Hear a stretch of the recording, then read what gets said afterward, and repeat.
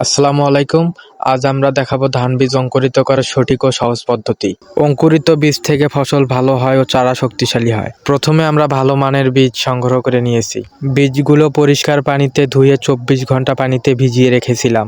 পানির পরিমাণ একটু বেশি দিয়েছিলাম যেন বীজগুলো শুকিয়ে না যায়। ঠিক 24 ঘন্টা পর বীজগুলো আমরা পানি থেকে তুলে একটা ডালার মধ্যে রাখতেছিলাম যেন পানিগুলো ঝরে যায়। বীজে যেন কোনো প্রকার পানি না লেগে থাকে। সম্পূর্ণভাবে পানি নিষ্কাশন হওয়ার পর আমরা বীজগুলো একটা ডালিতে রাখলাম। এখানে যেহেতু দুই জাতের আলাদা আলাদা বীজ ছিল তাই সেপারেট করে রাখলাম। বীজগুলো পাত্রে ওঠানোর আগেই আমরা পাত্রে 4 থেকে 5টি কচু পাতা দিয়ে দিয়েছিলাম। বীজগুলোকে একটু উষ্ণ জায়গায় রাখতে হবে যেন বাতাস চলাচল না করতে পারে। তারপর বীজ ধানগুলো রেখে তার উপরে খড় দিয়ে দেওয়ার চেষ্টা করলাম।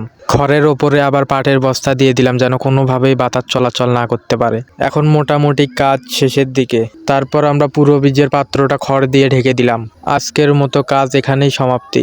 যেহেতু আমরা কাজগুলো রাতে করেছি সেক্ষেত্রে দেখতে একটু অসুবিধা হচ্ছে। সময়টা যেহেতু শীতকাল সেই কারণে খড়ের মধ্যে রাখতে হয়েছে। বীজ ঢেকে রাখার 12 ঘন্টা পর আমরা তুলে বীজের উপরে হালকা পানি ছিটিয়ে দেওয়ার চেষ্টা করলাম। হালকা পানি দেওয়ার কারণ হচ্ছে যেন বীজগুলো শুকিয়ে না যায়।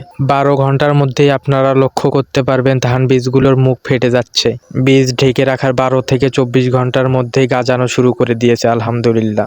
আজকের ভিডিওটা এই পর্যন্তই। যারা কষ্ট করে পুরো ভিডিওটা দেখলেন তাদেরকে আন্তরিকভাবে ধন্যবাদ। ভিডিওটি ভালো লাগলে চ্যানেলটি সাবস্ক্রাইব করুন।